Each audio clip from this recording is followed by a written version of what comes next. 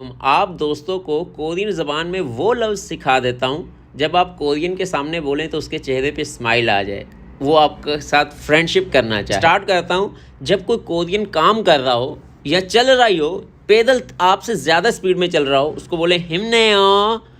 अब इसका मतलब है जान पकड़ो, हिम्मत पकड़ो, मैं आपके साथ हूँ।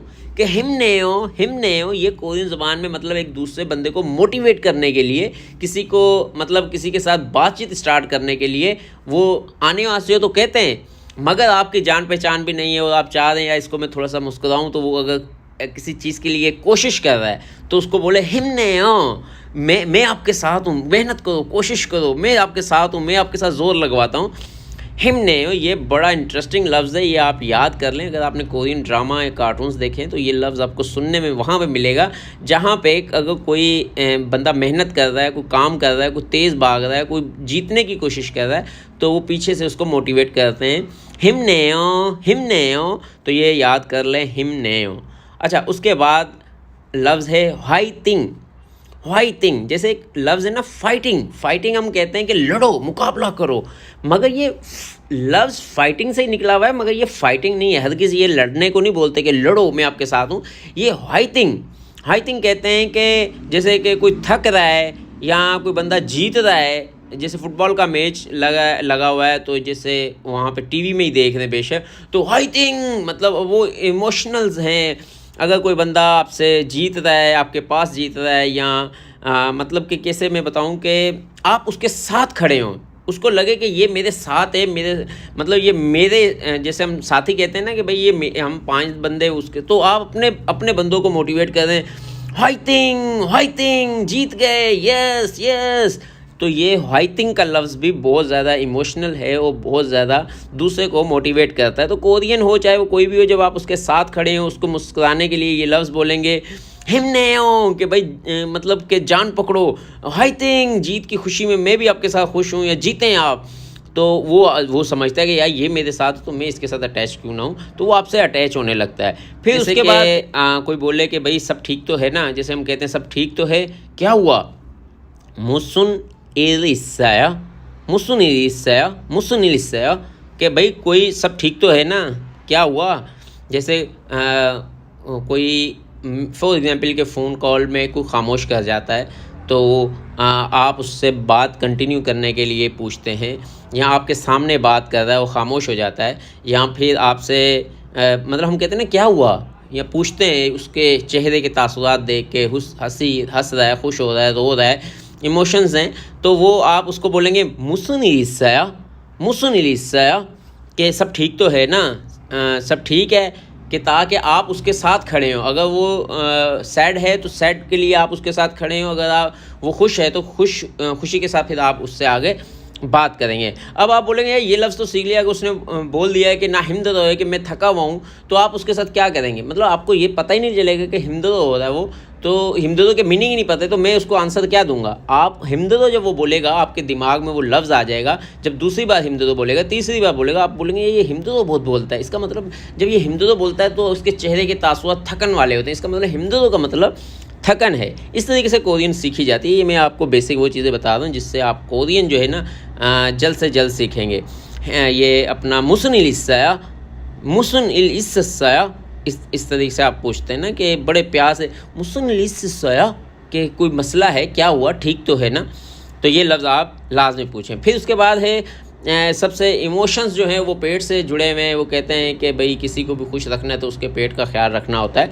तो फप मोगस साया, जैसे मिसाल के तौर पे सबसे पहले आपने बोला हिमने हो, ताकत पकड़ो, जान पकड़ो, फिर आप जब वो फ्री हो जाए बोलो फप मोगस साया कि खाना खा लिया आपने, क्या नाश्ता किया है, दोपहर का खाना खाया है। ये कोई भी नाश्ता, दोपहर का खाना, रात का खाना, उसको अलग अलग बोलते हैं, मगर फप जो है वो खाने को ही कहते हैं। जैसे खाना खाया, चाहे वो दोपहर का, शाम का या रात का है, तो आप उसको पूछ सकते हैं फप मोगस साया। इस पर बंदा वो बहुत खुश होता है।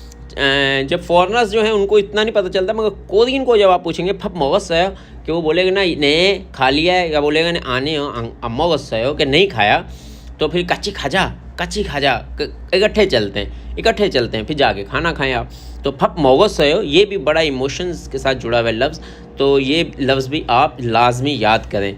उसके बाद एक और लफ्ज़ है, जैसे कि आप खाना खाने जाएंगे तो वहाँ पे रेस्टोरेंट में आप किसी को पहली बात है बेल लगी होती है ना, टेबल पे बेल लगी होगी, आप बेल बजाएंगे वेटर खुद ही आ जाएगा। मगर कुछ रेस्टोरेंट में अगर बेल नहीं लगी हुई है तो छौकियो, ओ भाई, अरे ओए बात सुनो, जैसे हम बोलते हैं ना, ओ भाई इधर आ यार, ओ मेरी बात तो सुनो यार, ये लेके आ। तो वहाँ पे छौकियो। अच्छा एक और बात बताऊँ, वहाँ पे एक इसी से मिलता जुलता लफ्ज़ है शकिया कहते हैं, कि जैसे कहते हैं कि नलायक, गधे, खोते, इस तरह हम बोलते हैं ना, उसको शकिया कहते हैं। शकिया कि ये नलायक है, गधा है, खोता है, या इस तरह शकिया कहते हैं किसी बच्चे को। बच्चू में जैसे हम कहते हैं ना, बच्चू ये करेंगे किसी, मतलब कि गुस्से में भी कहते हैं, फ़नी लफ्ज़ में भी कहते हैं शकिया, मगर ये शकिया नहीं है, ये है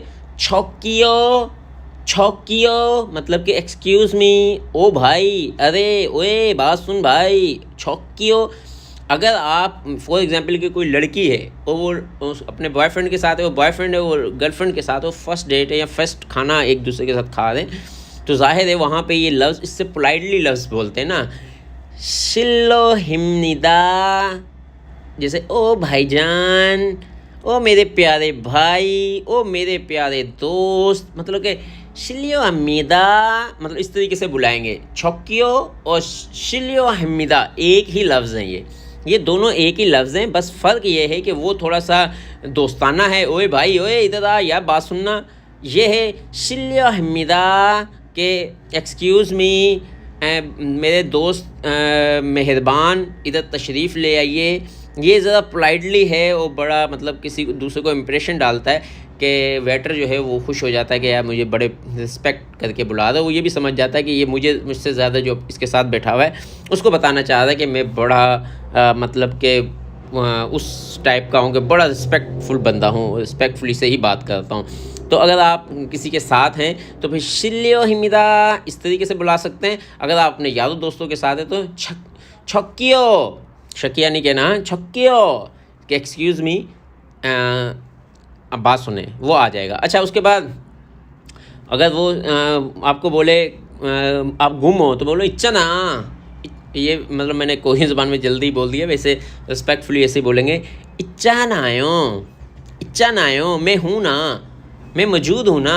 मिसाल के तौर पे वो बोले यार मैं बड़ा परेशान हूँ, ना इच्छा ना आयो, मैं हूँ ना इच्छा ना आयो, मैं मौजूद हूँ, मैं तुम्हारे साथ हूँ। तो जब बंदा किसी को बोलता है इच्छा ना आयो, मैं आपके साथ हूँ, मैं आपके साथ खड़ा हूँ, आपके साथ कंधे के साथ कंधा मिलाया हुआ है, परेशान ना हो, ना इच्छा ना आयो कि मैं हूँ ना, मैं मौजूद हूँ ना, तुम क्यों फ़िक्र कर रहे हो।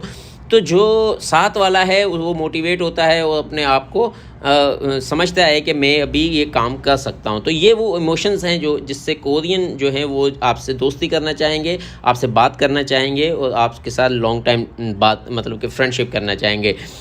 तो इसके अलावा जब फ़र्स्ट टाइम मुलाकात हो, ये सब के ओसो से हो, मतलब कि आपके घर में कोई तशरीफ़ लाता है, तो ये भी बड़ा इमोशंस और अपना रिस्पेक्टफुल लफ्ज़ है। ओसो से हो, तशरीफ़ लाइए, खुश आमदीद। तो ओसो भी बड़ा इमोशनल लफ्ज़ है। तो भाई ये वो लफ्ज़ हैं जो अगर आपने कोरियन ज़बान में याद किए तो कोरियन आपके साथ स्माइल भी करेगा, आपसे फ्रेंडशिप भी करेगा और आपसे दोस्ताना माहौल में आप वहाँ पे अच्छे मतलब वक्त गुजार सकते हैं। आज तक के लिए इतना ही काफ़ी। अपना और अपने दोस्तों का ख्याल रखिएगा। अल्लाह हाफ़िज़।